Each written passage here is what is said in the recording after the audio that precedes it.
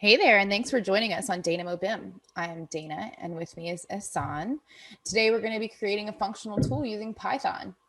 We have a unique presentation style, as Ehsan will be creating the tool utilizing Revit Python shell, and I, of course, will be utilizing Dynamo. Today, the tool that in Revit that we're going to be creating is actually to create work sets as well as set their default visibility. This is actually something that I had Ehsan help me with previously, because Dynamo, you can't do that with just Dynamo alone. You actually do have to use some Python. So to start, Ehsan's going to show us his methodology using RPS. And then, like I mentioned, I'll follow suit in Dynamo. So to you, Ehsan. Okay, let's do this. Let's do it. I'm going to share my screen. Just so everybody knows, I'm going to show my screen, talk about stuff, and then we're going to switch back to Dana's screen. She's going to work that kind of stuff in Dynamo, and then we sort of like switch back and forth between the desktops. This way we can avoid like having crazy hardware and video setups and all that kind of stuff. So you can see my screen, I hope. I'm going to grab these controls out of the way. And we have the Notion page for this sort of like these sessions going forward. The first one is the worksite visibility. There's a little description, the stuff that we're going to talk about. I'm going to throw the Python code at the end inside this page, and Dana is going to add the Dynamo definition upload right there as well. So let's go and talk about work sets in Revit model. So I have an empty Revit model open. This model is not collaborated or work shared yet, just because I wanted to show you something in the API to sort of like figure out if your Revit model is work shared. Any sort of work sharing that you want to do on the Revit model, it should be sort of like the first thing that you want to do is to check whether the model is work shared or not. Otherwise, sometimes when you go read work sets and all that kind of stuff, you either get nothing or you might get errors.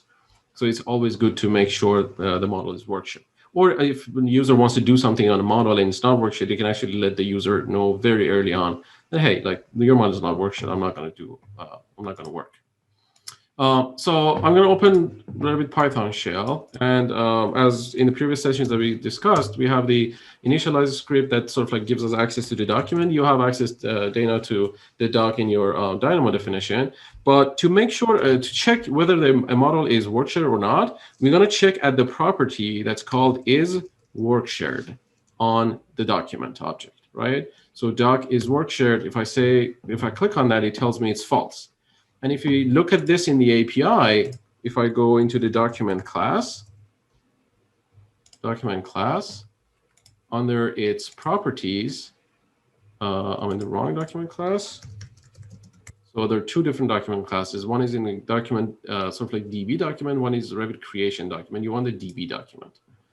So that one, and it took me to this place. And in here, I can check, it says, is work shared, right? And it says identifies if work sharing, blah, blah, blah, active, whatnot. So this is what you want to check. Always make sure doc is work shared and then go on, do other stuff. So obviously this document is not work shared. It's going to say false to me. So I'm going to go hit collaborate and within the network, save that somewhere. This is going to give me the default work sets that we have. So I'm going to be the owner for both of these work sets. Every Revit model gets these two work sets. Now, if I go into the RPS and say doc is work shared again, we can see that it says true, right? So now we can identify that the model is actually work shared. So that was the first thing on the item. The work sets in a Revit model are managed by a type that's called a Worksite Table.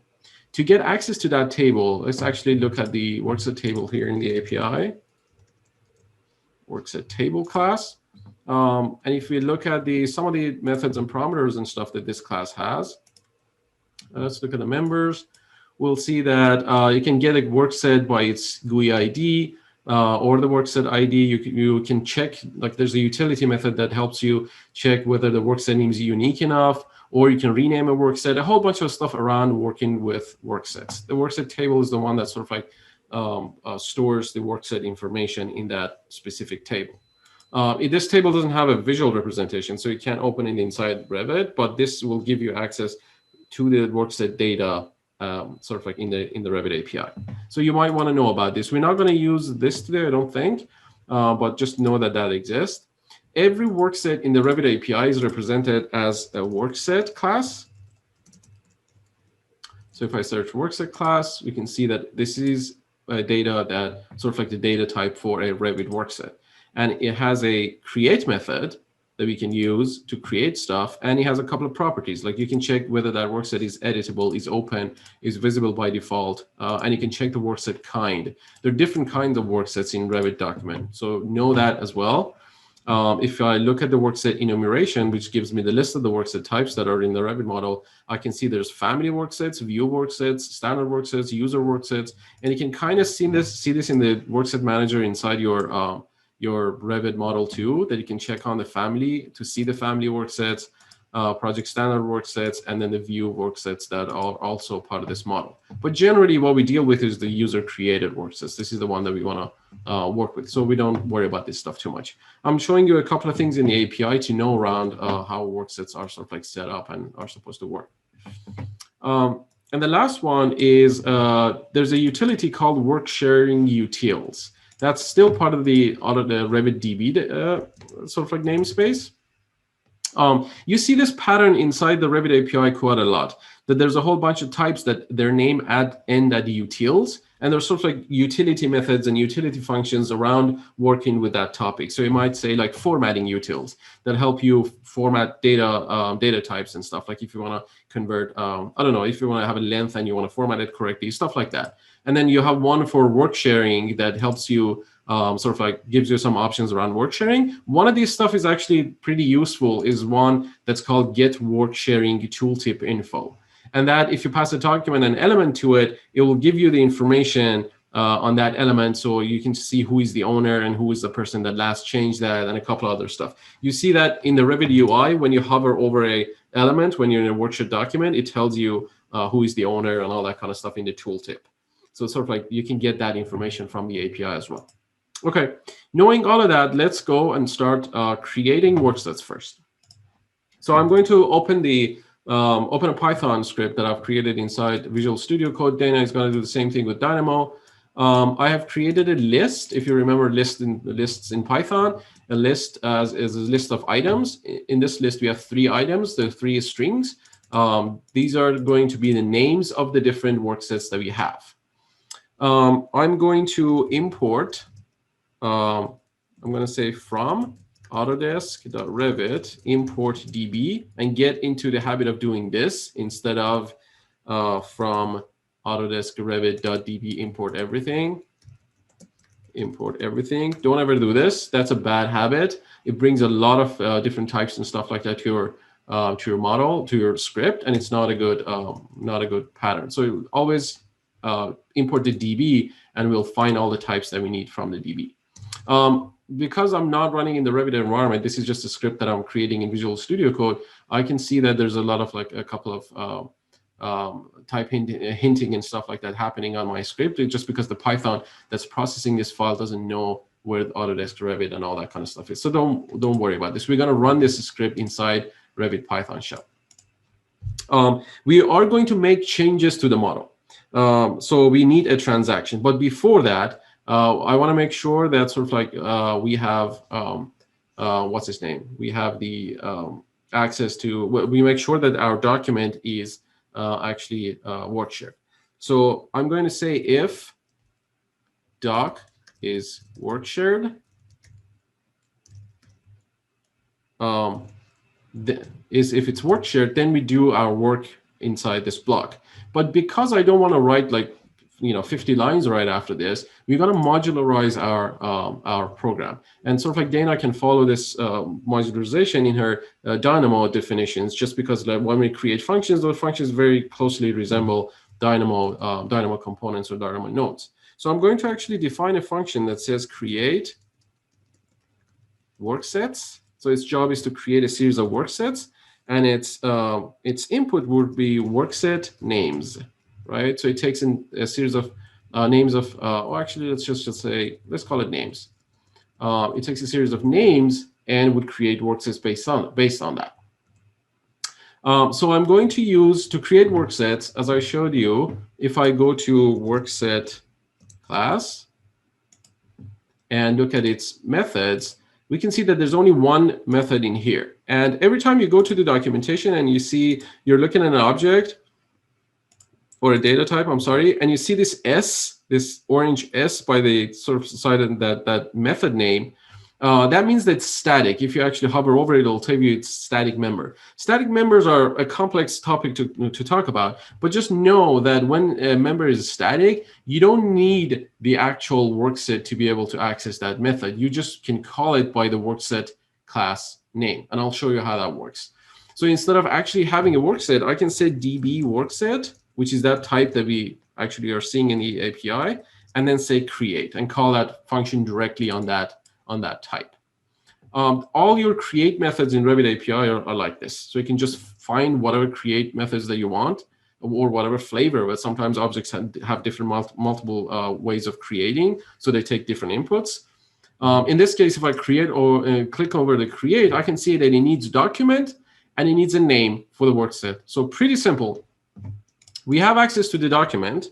It's a really good habit to also get the document as part of your function arguments, so you can pass it different documents if you need to, right? So I'm going to say, let's call it just document, or let's call it just D and the names. I'm going to say pass the document as the first argument, and we need the names, right? But the names is a list. So we have to go over for name in names. So for each one of these, we want to create a new workset. I'm going to put the name inside that. So we created a loop over the names that are available inside the name argument being passed into the create workset function. We will create those inside with the D, which is our document. So for each one of these names, we'll db workset create D name, right? And that's fairly simple. This is pretty much all what our function needs to do. In this case, I'm going to grab the result of this function, this create. And if you look at the documentation, we can see the result is this purple one that says workset. So when it creates a workset, it actually returns that instance of the workset to you, right? So this would be my workset. I'm going to store the result of that function inside that variable, and then just print ws, print it on the command prompt. But let's say I just want to create the name of it. So if I go into the properties of the workset, I can say there's a name here. So I can just use that name and say print the workset name. So we'll create those worksets, we print the names, and we're done. We created a function that does this, but because it's making changes to the model, we need to run this in a transaction, right? So let's check if document is workshared. And only if it is, then we'll run. And you can notice that like this logic, we have moved it into a function, so it's reusable. We can actually call this from other places. We'll start a transaction. Our transaction equals, and this is the sort of like the transaction style that you always see with the Revit models.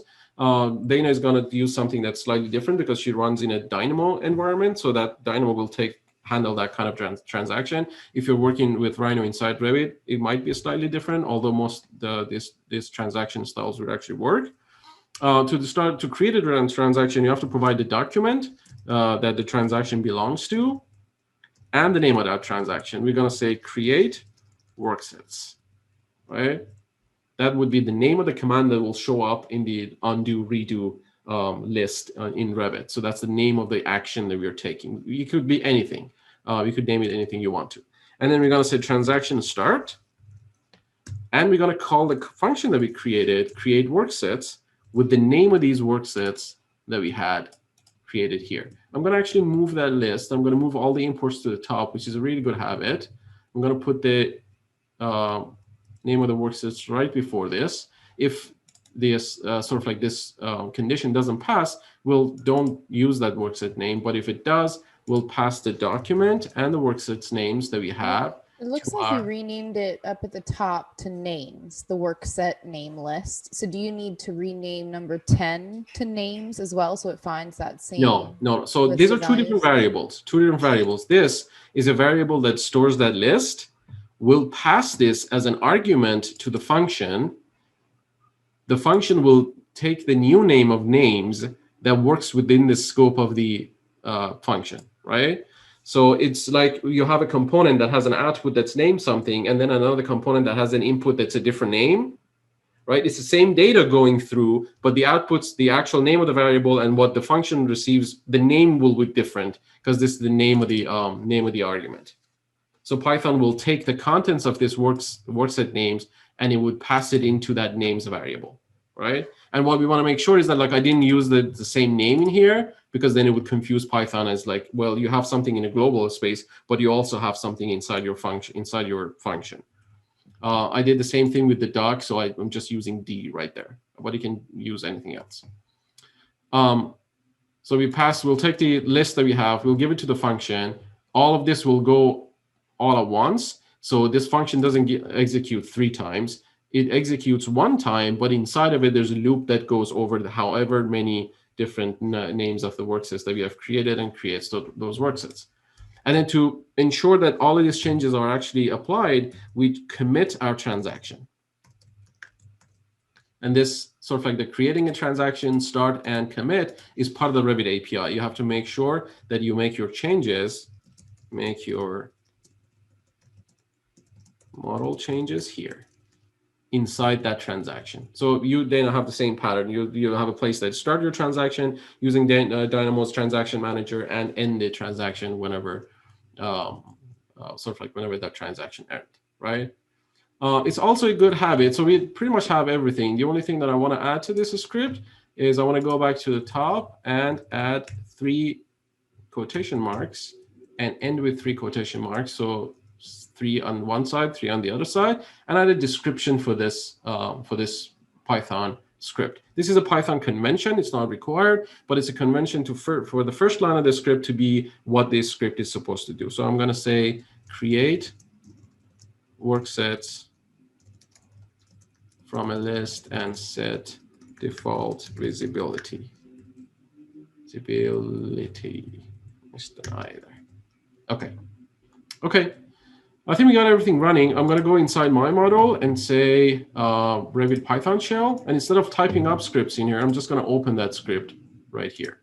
So I'm going to go to, I think, desktop, PyCourse, make worksets, open. And I can see that script in my editor in RPS. Everything seems good. So I'm going to say play. And I'm going to say it prints 3 names of the worksets. And that's this command being executed 3 times, this statement. And if I close this and check my undo, I can see there's a create worksets right there. That was a transaction that was successfully completed because Revit didn't complain. And now if I open the workset, I can see these 3 worksets created right here. Okay. So now to set the default visibility. Yeah. So let's do this on your side. I'm going to copy this script into the, oh, what is this? Oh, that's your Dynamo stuff? Yeah, I went ahead and copied the it's okay. Let me create another template. Put this one here. Let's call this Python example. And this would be starting Dynamo Python template. And yeah, so I'm going to get rid of this one because we already have that in the script right here. Okay. So take a look at that script and sort of like create that inside your Dynamo definition. I'm going to stop sharing so you can share now.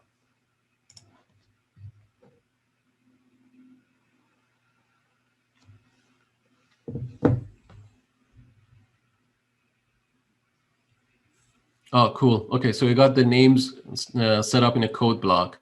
That code block actually is spitting out a list, which is pretty convenient. Nice. And I also have my document, my current document.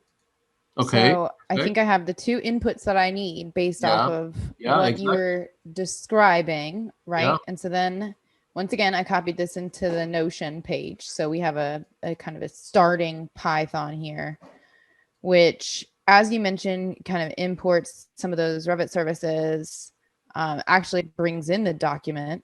Mm-hmm. And then also has the transaction manager as well. Yeah, exactly. And ends the transaction. Perfect. Okay. So looking at your Notion, it looks like I would need to. You want to bring that Notion to the screen too? Sure. There we go. So I have a lot more calls than that, so Yeah, I don't need you that. don't need that kind of stuff. Yeah. So Yeah, you can grab that function. that function here, we're gonna paste in here. You can actually place it anywhere because when you call it that's important. So you can place it actually before the transaction manager. It's actually nicer. So when you're reading your own code, you can see the blocks that you have defined, which are these functions, right? And then you can go between that transaction and see what the code is actually doing, right? Okay. Because that function is just a function definition. It's not really doing anything right now. It only does stuff when we call it. Remember? Mm-hmm. And then you can get rid of that print line also because you don't see the print We have out. an out. Well, yeah. Right.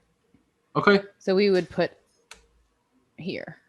Probably we can actually output the work sets in your Dynamo definition.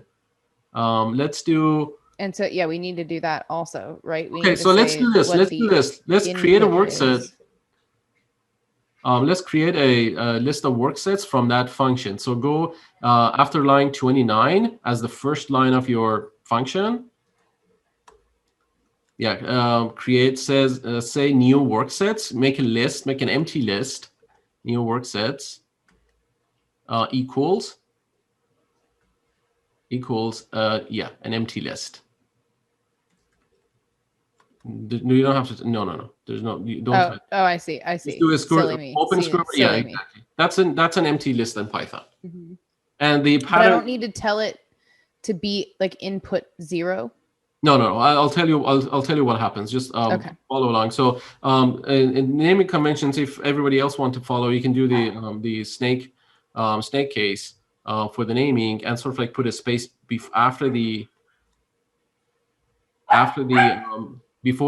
equal sign and after the equal sign. So there's a space separating these stuff from each other. That's like Python best practices pattern for being able to read that pretty easily. Okay, so now at every iteration of that loop that you're going and creating a work set, after that create work set, go and add a line and add that WS, the work set object, to that new work set list.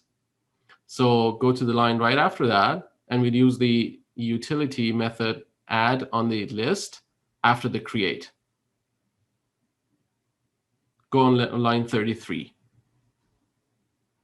Yeah, go inside, exactly. So you're going to say new worksets dot add, or actually new worksets dot append. Append, exactly, and then give it a WS. No. It's append is a function, so you need a parentheses. Exactly, it's a utility function. So what append does is that it takes the object that you pass to it, and it would append it to that list, right? And then at the end of the function, when the loop ends, move one block back, and then return that new worksets as the return value of that function. So hit enter right when you are. No. Yeah, hit enter where you are, and then move one block back, because we are out of the for loop block now. Yeah, exactly, right there. And then say return new worksets. There's no dot, space, new workset. Yeah. So return is a statement. It takes what you provide in front of it, and it would return it as the value of the function, right? Okay, so let's take the inputs that you have from your Dynamo stuff. So we need in0 would be our document. You got to put this before let's do it after line 36.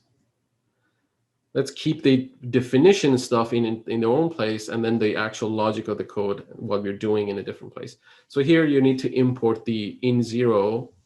So I would say like dot equals in0, and we might it's a square bracket closing.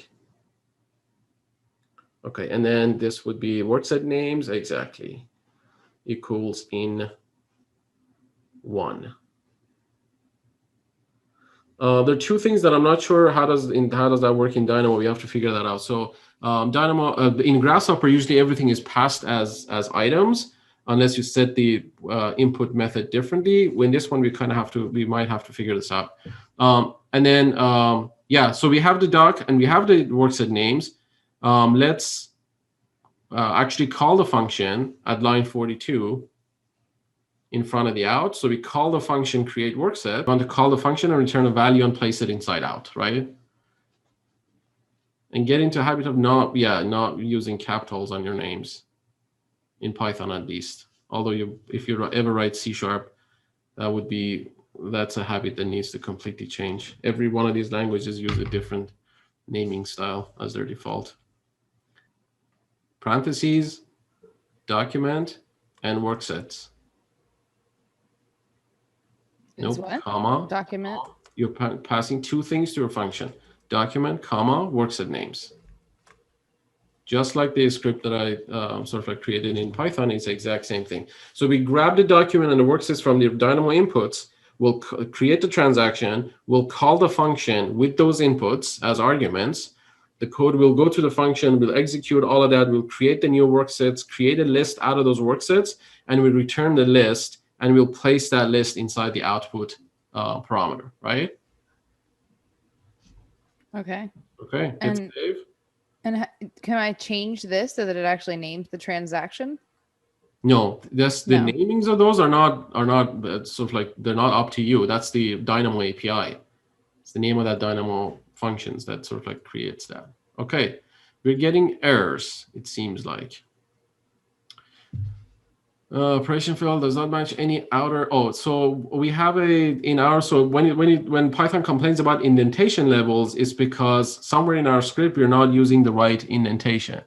So make sure that you have the same amount of space or tabs and use only one of them before those.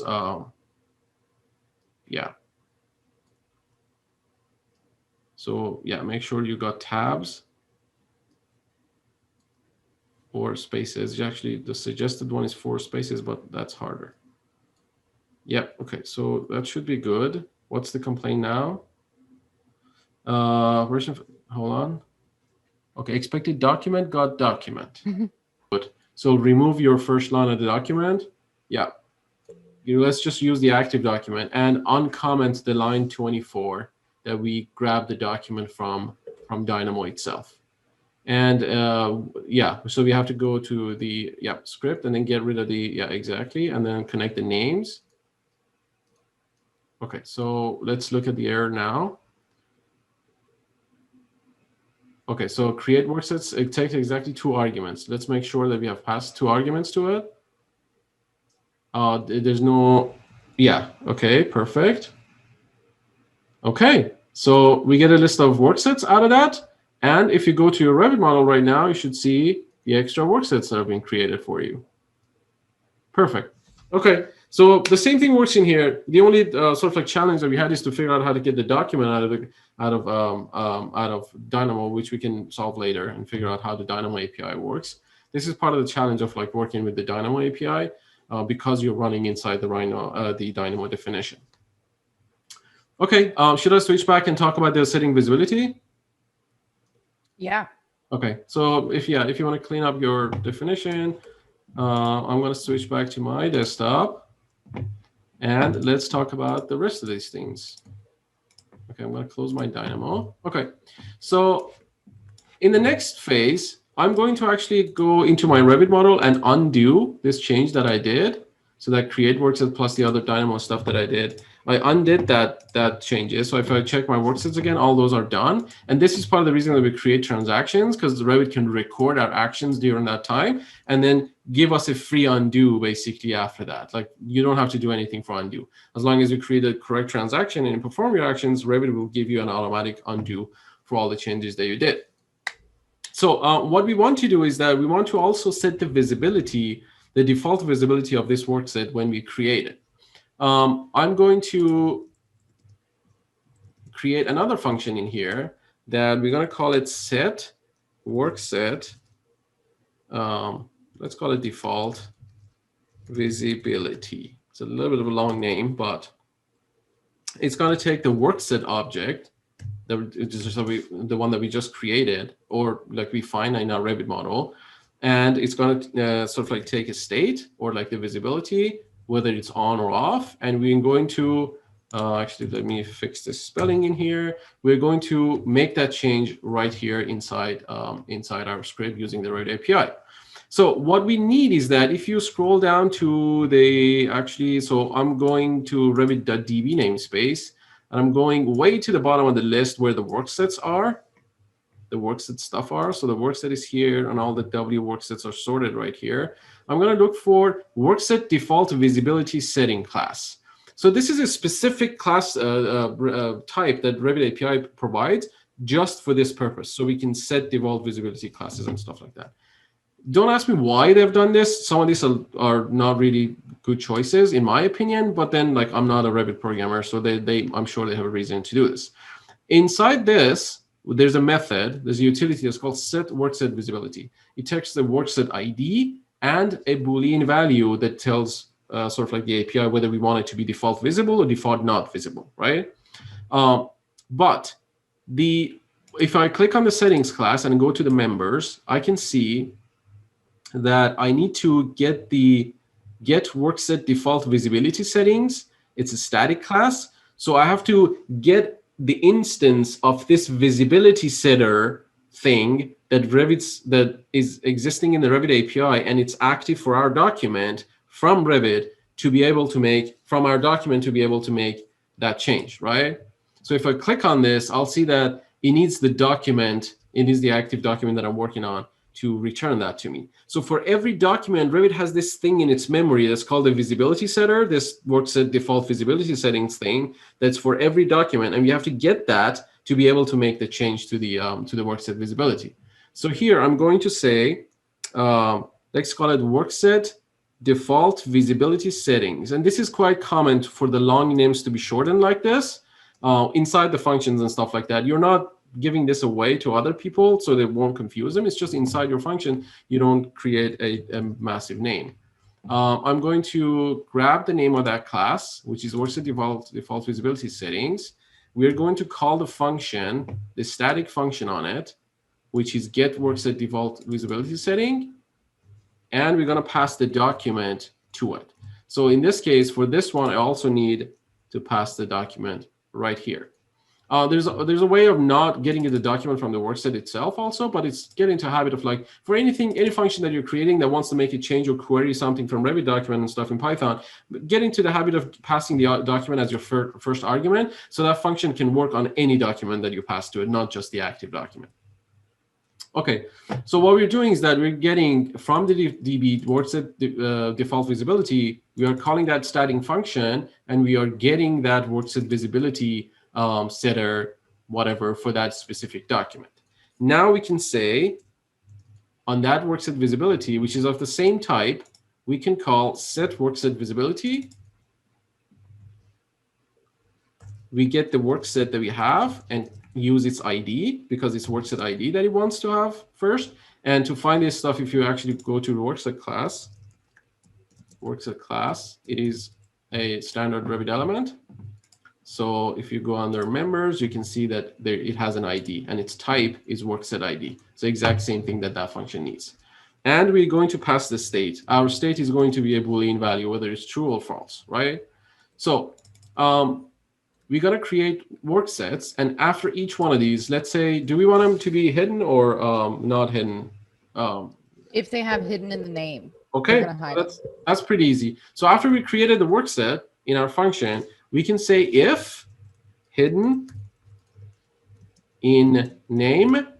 This is a Python sort of like convention. In is an operator, so it checks whether this value that we provided exists in the right-hand argument that's on the side of it. It's a binary operator, so it works on two different arguments. It checks whether one is in the other one or not.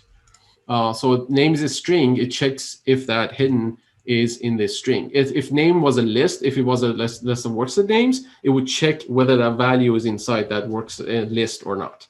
In this case, it just checks the string. If the hidden is in the name, we will call our set default visibility works function, and I'm going to move that function and place it actually before the workset. So it's defined before this. And yeah, you don't worry about those. So we get this. And then we pass the document that we got inside the create workset function. We pass it along to that other function. So this is sort of like an example of a nested function. We call another function from inside another function, right? And then we pass the worksted that we just created, that received from the create function, and we set this state. In this case, anything that has hidden in its name needs to be invisible. So we send false to that function, right? So we want to set the default visibility as false for that workset, right? Nothing else really changes in here. We are still calling the create worksets. We added the call to set default workset visibility right here inside our create workset. So it creates worksets and also sets the default visibilities based on their names, right? So now the function is actually doing two different things. If you didn't want to do it this way, we had to create, sort of like make a create workset function and do these two things separately from each other. And I can give you a very quick example of that. Like I would have created a create workset. That is possibly a better habit. So let's actually switch to that. I'm going to move my loop inside here. Oops. So instead of doing the loop inside the function, I'll do the loop outside the function. I'll call create workset right from here. And then I'll return that create workset. I'll check the name in here, and I'll call that visibility in here too. And bear with me until I'm done with this, and then you'll know why we are doing this here. Okay, so we have this. This is going to be the doc, the workset. The names would be the workset names. Create workset just needs a name now. And we should be good to go. Okay, so I modify the function. So this create workset only creates one workset. It takes the document and the name, and it would return the result of that create as the workset to the caller, right? And we are iterating over the names right here inside our main code without outside of the functions. So this way, these two functions are separate from each other. We don't have any nested calls inside of it. This is another pattern that you can follow. It's actually better to do it this way because like when somebody else looks at the create workset, they're not aware that inside of this create workset, you're calling another function and doing a whole bunch of visibility stuff and whatnot. So it's better to create functions that do one thing and do that right, and then compose them in larger code pieces to be able to do stuff differently. This is actually more similar to how you would create a Grasshopper definition or a Dynamo definition. Like if this is your Dynamo definition, you're actually using two different components and placing them together with some ifs and condition checks and passing the data around and all that kind of stuff. So we went over the workset names that we had defined, grab each name, create a workset with that name, grab the workset, the created workset, check to see if the hidden is inside the name that we have used. And if that's the case, then we call this set workset default visibility on that document with that new workset that we created, and we'll set it to false. So if I go here in my RPS and I made sure that I undid the previous changes so I don't have those worksets again. Otherwise, you have to get the worksets and make sure this workset name exists and all that kind of stuff, which needs to happen in a real scenario. So I have that, and I would hit play. And we don't have the print inside that function anymore, so we don't have prints, any names printed. If I go back to the workset, I can see that all of these are good. The worksets are there. And the interior hidden, because it had hidden in its name, its default visibility is set to false, right? So that's all what our script did. That's so in your amazing. case, yeah, in your case, Dana, you don't have to make all the changes that I made. You can just let me actually grab the code and place it there inside the Notion page. You can just grab that set workset default visibility and do a sort of like a inside call, or you can create a new component, grab the worksets that came out of your component that you created, and set the workset visibility. If you do this, these components are actually going to be more usable to you, right? Because one of them only creates worksets, the other one creates the sets the names and all that. Yeah. I'll leave that up to you, however you want to create that. No, I think you're right. I think it would be easier for me to parse them out into two separate things. Yeah. So it's like two separate tools, essentially. Exactly. So exactly. 2 for 1 today. Look at that. Yeah. Okay, so you can just copy and paste that Python script that you have because it's already working and it's returning this exactly. Okay. And then go delete all the create workset stuff. Grab that. Yep, you can delete all of that. Perfect. Beautiful. And I guess we just need work sets. Yeah. And then in this case, I think we need to unwrap them. I'm hoping that we don't run into troubles with that. And how do we do that again? So unwrap. Did we do it before? Yeah. Unwrap, it's a function. Unwrap element. No, it's actually called unwrap element. And then yeah, you pass the in0 as the thing to it. So I think it would give you the work set, not the work sets. It doesn't give you all the work sets at once. You give them to you one by one. That's what I'm thinking. We can actually double check that and pass them to the output and see what we get. Beautiful. Did you do that already? Beautiful. Okay. You know it. Look at you teaching me. Nice, man. You're just so smart, teaching me all the things. Okay, so loop over the work sets that you have in here inside of your transaction, and you can use that set function to set the visibility inside your transaction. You're still making changes to the document. What? Oh, here? No, where is inside the transaction? Line 35 and line 36. In between when you start and when you end the transaction. That's what we call inside the transaction. Oh, right. Because this is the start and then this is the end. Got it. Okay. So you tell Dynamo that, hey, activate a transaction, then you do stuff, and then you say, hey, commit those transactions. Okay. So you didn't copy it into the Notion. So I don't have it to cut. Oh, you did. You're just so fast. Oh my gosh. All right. So grab that set workset visibility and bring it inside your script. Workset visibility. And I don't need the create workset, just that. Yeah. And then same habit, place it outside of the definition, outside of the transaction, because it's just a definition, right? You're defining that function. Before or after? Before. Yeah, right. Yeah, before go. That's fine. Okay. Okay, great. So you have, get rid of those, clean those tabs up. And then if you widen your script editor a little bit, you won't get the text wrapping. Yeah. Okay. Perfect. So it takes a D, which is the document, the workset that we want, and the state, and everything looks good. Do I need to say? No. We're gonna call it one by one on every workset. So don't worry about that. Just don't make changes. 31 worksets. Okay. No. Hold on. You're not done. I'm sorry. You're not done. Just getting so excited. Okay, remember, this is incredibly important to always understand.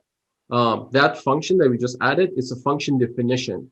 We haven't called it yet, right? Mm-hmm. That by itself doesn't do anything. We just defined a piece of logic. We haven't called it yet, right? So it's not going to do anything. So on line 39, go and create a loop. Say for workset in worksets.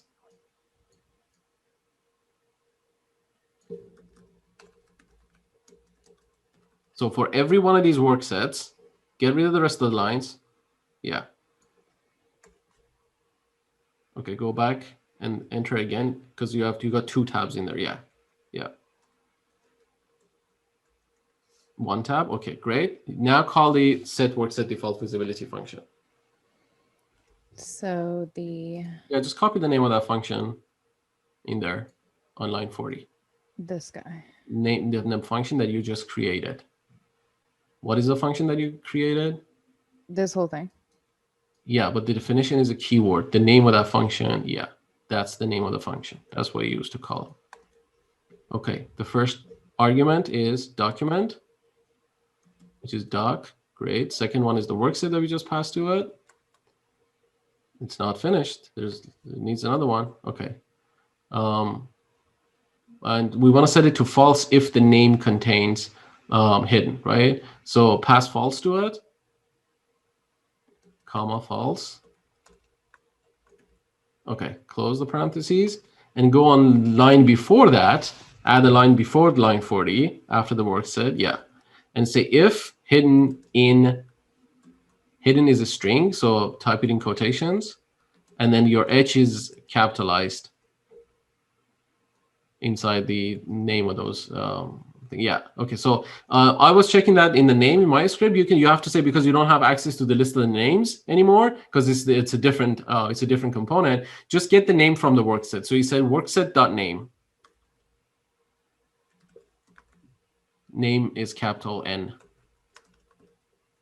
Okay. So if hidden in workset name colon a new block, and then push the set workset visibility function call after that one block in, one indentation in.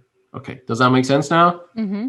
So for every workset, we check whether that hidden is in the workset name. If it is, we'll call the function to do its job. We don't have to set anything to the output, so you may want to throw 0 in there or something like that. Because if we don't put anything in there, as Python wouldn't be a valid statement. Look at that. There you go. And we didn't get any errors. Okay, so the only difference between the script that I created in Python and yours is that mine takes any document out there. On your side, we just have to figure out how to pass the active document or any other document to these components so they can sort of like go from there. There is also a question of like when you create a whole bunch of components and they all need access to the document, you could create the active document and pass the document to all of these components.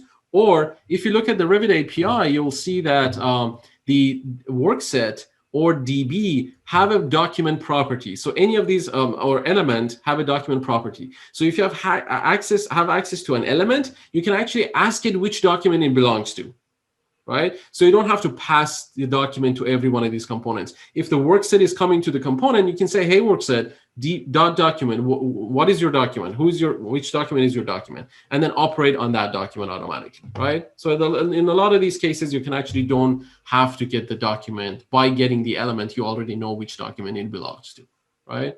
But that's sort of like more advanced stuff that we'll see in other examples we create. Well, how awesome. was this? Pretty easy? It was great.